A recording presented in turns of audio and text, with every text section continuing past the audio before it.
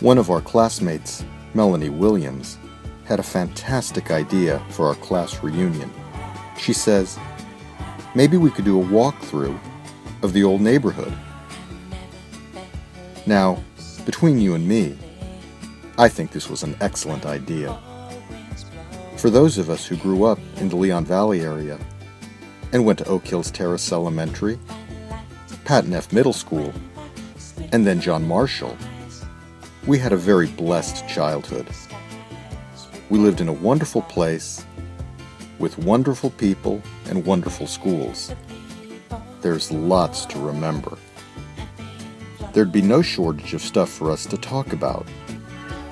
I liked the idea. But the problem with Melanie's suggestion, well, time will be short. It's just one weekend. Most people will be coming in from out of town, not to mention Melanie. There's a lot to cover, a lot to talk about, and a lot of geographical area. And it's gonna be hot. Middle of July, you know. Not sure if we all want to deal with the San Antonio summer heat. But I do like Melanie's idea, and I was thinking, maybe I could do some of it myself, with the help of my trusty bike. In that regard, I'm still kind of like a kid. It could work. I've been a cyclist for a long time. I've been lots of places on my bike, and lots of not-so-real places. And I always take my friends, even if they're only imaginary friends.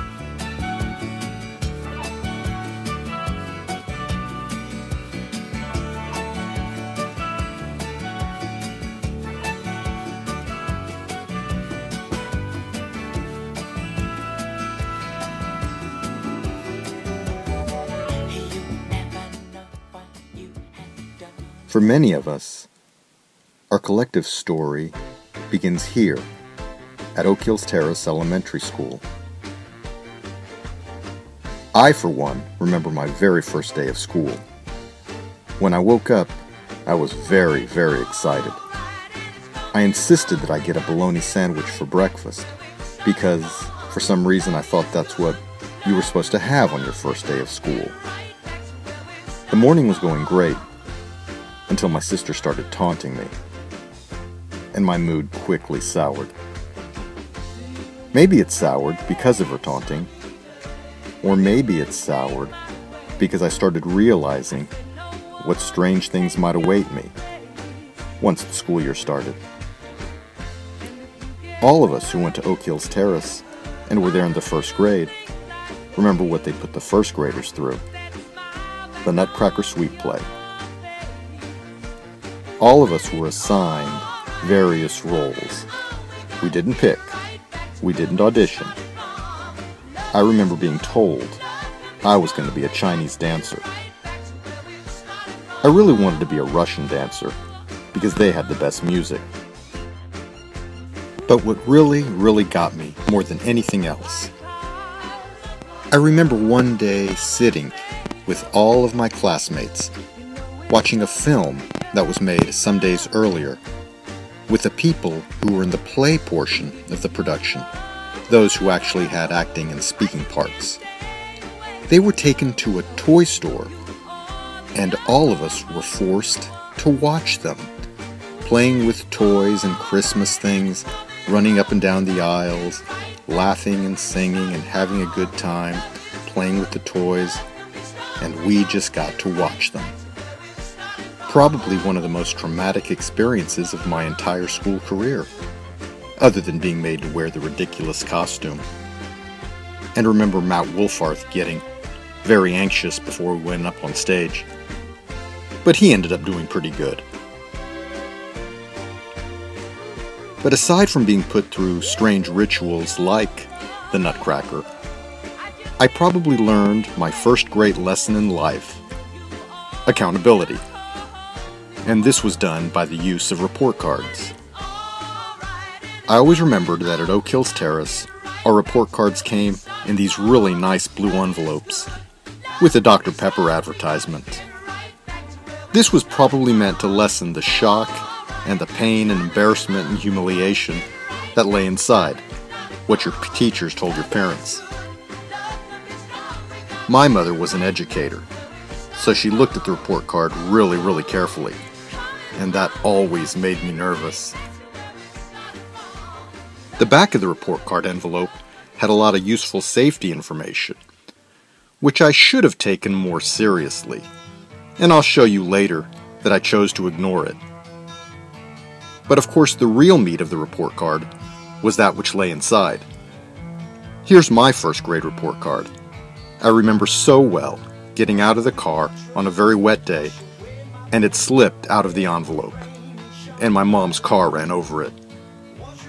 As you can see, it's branded with this mark of shame and humiliation, and all the kids always laughed whenever they saw it. I also felt a bit dehumanized when the safety patrols would make us stand in line, facing front and without talking, before going inside for the day. It was an obvious power trip on their part. Here's a picture taken before they started their morning discipline. Can you guess who this is?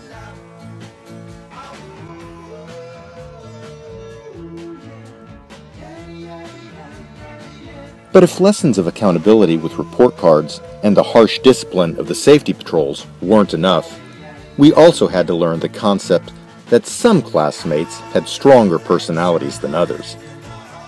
Although throughout my school career, I was usually on the watch for tough guys, in the first grade, it was the tough girls that I was most afraid of. And, for me at least, Linda Friedland and Kathy Robles took this honor. Linda went with me to kindergarten, and I was pretty intimidated by her then. But when I saw her at Oak Hills Terrace and waved to her when her class was coming down the hall, only to have my wave returned by her sticking out her tongue at me, I knew that she was a force to be reckoned with. But looking back, I think that she was just telling me, in her own unique way of course, that she would always call the shots. Some years later, when we were in middle school and I had a paper route, Linda's house was one of the houses that I threw. I always remembered how nice her parents were to me, and I always made an extra special effort to make sure I put the paper on target.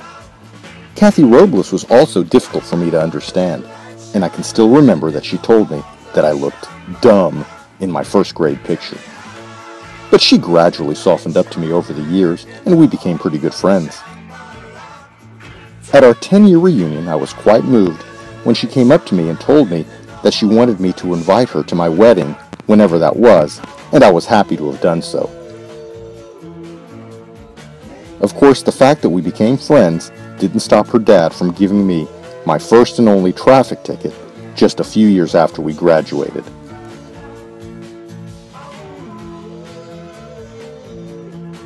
But where some kids terrified or intimidated me, others encouraged and inspired me, and I was proud to have called Scott Harper my friend. I think that I was first aware of Scott's amazing talent when I saw what he was able to do with a standard sweatshirt with a hood. With some creative manipulation, he could make it look like a disembodied phantom's head, and I thought this was the coolest thing ever. I can't stress enough how creepy he was able to make his creation look, and to this day I really can't duplicate his artistic touch. But it comes as no surprise that he was as talented as he was, because he spent his time making stuff, where I just like to destroy stuff. One day, when I was at his house, he noticed that I was admiring this geodesic model that he had in his room, and I was amazed when he told me that he'd made it himself from a kit. Thoughtful Scott took note of my interest, and the following Christmas he gave me a kit to make of my very own. I eagerly set out to make the sphere, and I can honestly say that it was one of the best Christmas gifts I ever got. I displayed it proudly in my room for many, many years.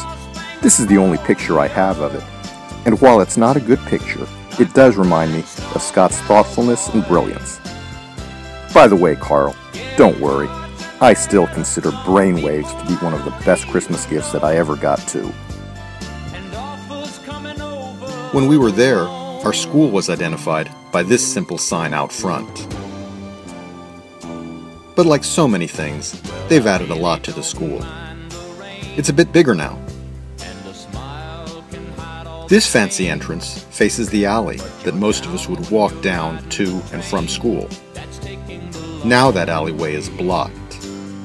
I really loved taking the alleys. That was the way I always took to and from school. I looked inside the school once, some years back, and I noticed it's no longer the open classrooms. They're all walled up. From where you're standing here, if you turn your head to the left, you see the parking lot, where, if you remember, the mysterious little structure once stood. Rumor had it that Tony the janitor would take stray dogs in there and do all kinds of horrible things to them. Rumor also had it that sometimes kids would be taken there for extreme disciplinary measures. But the courtyard is still there, albeit with some new benches. I always thought that the concrete ones looked pretty futuristic. Look hard and you can still see them there.